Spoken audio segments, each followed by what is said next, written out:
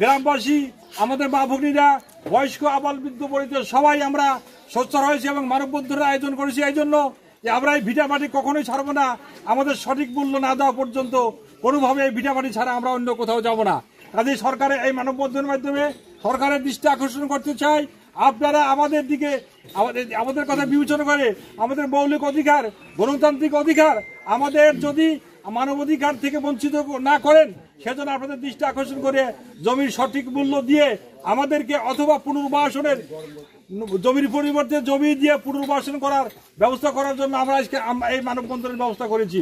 কাজেই এই যে কথা বলা হয়েছে বন্যা নিয়ন্ত্রণবাদ, এই করতর পয়সা বন্যা নিয়ন্ত্রণ 15 বছর হলে বন্যা নাই, দেশে কোনো পানি নাই, বন্যা নাই, নদীর কোনো চাপও নাই।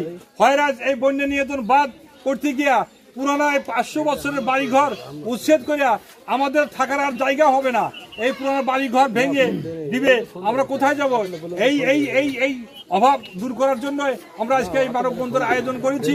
আপনাদের দৃষ্টি এবং সরকারের দৃষ্টি আকর্ষণ করছি, আমাদের এই গরিব দুঃখী মানুষের কথা বিবেচনা করে আমাদের পুনর্বাসন না করে জমির সঠিক মূল্য না দিয়ে আমরা কখনোই এই জমিতে এইখান থেকে আমরা অধিগ্রহণ করতে দেব না।